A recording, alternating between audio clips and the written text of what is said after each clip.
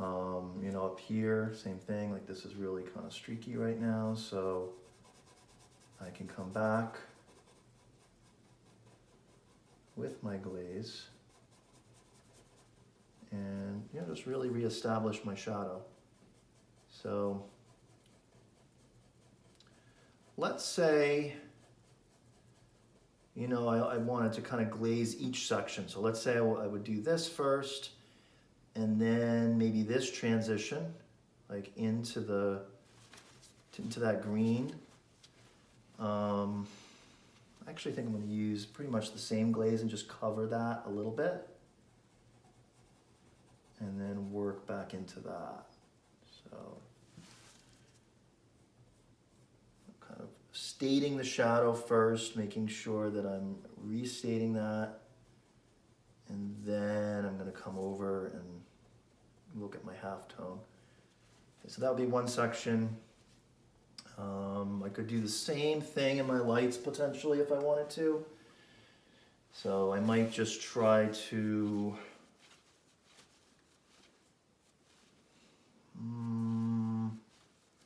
I try to use transparent colors. So this is where it gets tricky because the lights are opaque, and without changing my value too much, I want to add something and then work back into that. So I'm going to go with rose madder and something cooler. So maybe a little bit of cobalt violet. But I'm just going to play, and this is part of the joy of glazing too, is it's because it's indirect, you never quite know what you're going to get, and to me that makes it kind of fun, because it's easy to change. Like if this isn't right, if whatever I choose is not right, I can wipe it off. I'm not going to lose any of the information that's already there. So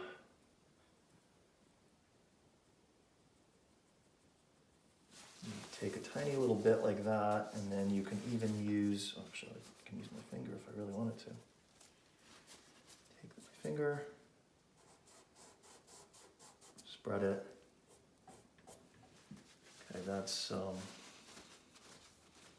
probably will work, because I'm going to paint back into it. So let's just do that, and then just kind of see how we can adjust it.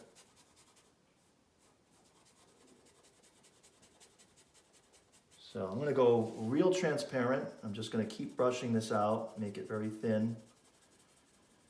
And I'm really just going to focus in on one tiny section and show you how I would adjust a really strong color like this. So it's obviously much more pink than what's there, much higher chroma, but I am going to manipulate that a lot.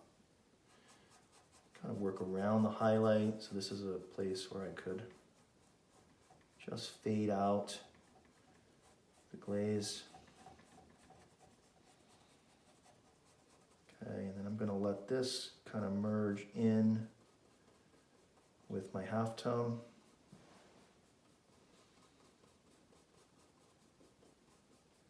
And this is really a way to add more chroma to your paintings too. So if something is looking dull and flat, you know, this is a real radical way of doing it, but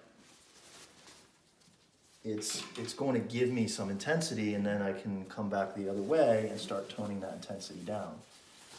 And just going to thin it out a little bit more. So just use this. Okay. All right, so let's come back with a more opaque color. So I'm going to use quite a bit of Naples yellow, and I do see some cool lights in there, so I might consider even adding a tiny hint of blue into my Naples yellow. So that would be something like this, and then maybe a touch of that.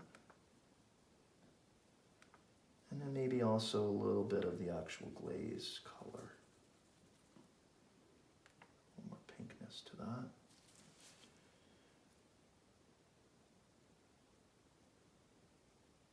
Okay, and then I can start pulling in some of those colors. And what's kind of nice when I'm looking at skin, I'm thinking about that as being a very organic thing. Nothing is really a solid color. There's a million little variations. So another reason why I like to do glazing in portraits is I can start to bring out some of those differences in the texture and the blood vessels, and those little changes, those little tiny variations that you get in the skin itself.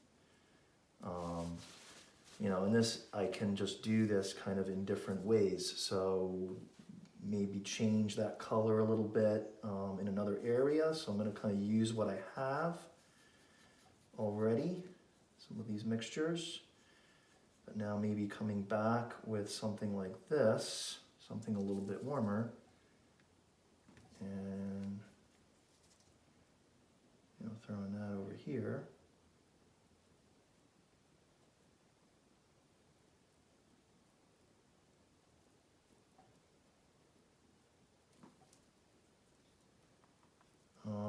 And just kind of manipulate that, and change up the color and the value a little bit.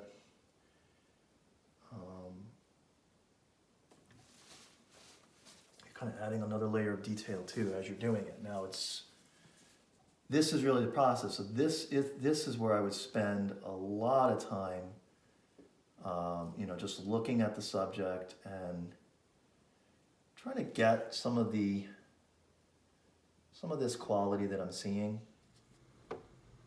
Okay, so I'm really just working layer upon layer upon layer, and I'm just zoning in more and more into the tinier details. So now I've kind of moved on to these really subtle pores. And to do that, I'm using my smallest brush, which is a 5-0. And I'm just kind of going back, and with just a very light layer of paint, I'm putting in a slightly lighter color. So this is a little bit cool. It has a tiny bit of blue in it. And I'm just putting it over this darker pink section. So what that's going to do is it's going to knock down the color a little bit. It's going to take away some of that pinkness and make this cooler, but I'm not doing it as a broad mixture. I'm just kind of almost stippling this lighter pale blue over the deeper pink.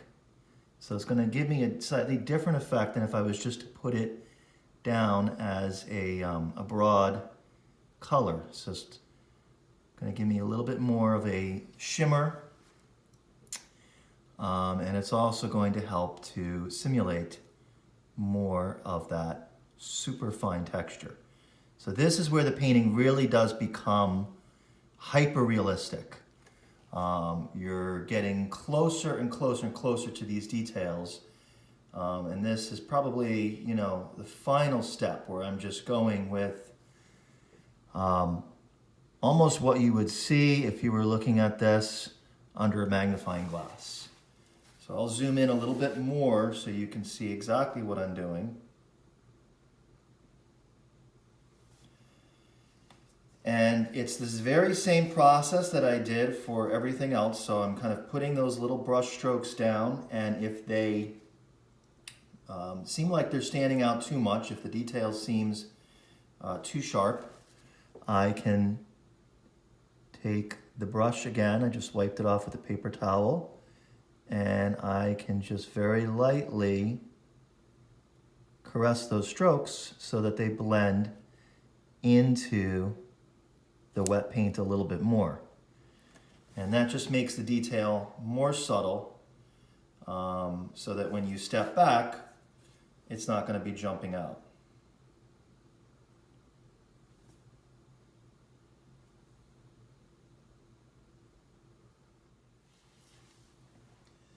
Okay, so now as I move closer to the highlight, I'm changing my color a little bit. I'm adding a tiny bit of Naples yellow to my mixture. And I'm still kind of looking at the texture. So, you know, these broader areas where it may seem a little bit flatter, I'm just going in with these tiny strokes and breaking up that color, but I'm also very, very conscious of my values at the same time. So whatever color I'm adding, I want to make sure that the value is not that drastically different from the general area of color. So as I come in with these strokes, I am making sure that those value contrasts aren't going to be too strong. And that's just going to make the detail more subtle. So at this point, I don't want anything to jump out. I want it to simply look as though this form of the nose has a little bit of texture, but the detail should always adhere to the general form. This really is the magic. This is the part of the painting where it truly does come to life. But I can't stress enough how important it is to still pay attention to everything and still look at the whole, look at all the parts and how all the parts relate. You know, because if I'm putting all this detail in and it's just not making sense, then there's no point in doing it. So I really want to make sure that it does not take away from the whole picture. Let me just zoom out again, but you can see right away, if we look at the bottom portion of that nose in comparison to the top, I've never really lost sight of my values. So my values are very consistent. Even as I am adding the detail, I'm staying very consistent with my values. A couple of places where I could probably still lighten the value would be here and here, because those blemishes right now seem a little bit strong, and if the light is hitting that, I think that value should be just a tad lighter. So those are the kinds of things that I'm constantly looking at, and it's a pretty easy adjustment to make. So I'm just going to come back in with a lighter color. So I'm going to mix up a lighter pink using my rose madder, my white, and my Naples yellow. And I'm just going to come right back in and add that lighter variation over that darker pink. And I can see right now that makes more sense. Like, that's not popping out as much. Okay, so that pretty much wraps up today's lesson. And hopefully what you learned today was how to add more detail to your paintings while still keeping sight of the whole picture. So, you know, you can really push the effect as far as you want. You can add as much detail as you want as long as you're keeping sight of the general form. And the detail should always be subordinate to the dominant forms. So I personally really enjoy hyperrealism. I enjoy, you know, the effects of hyperrealism, but I am always very conscious of my forms, and I want to make sure that my detail never takes away from the general form.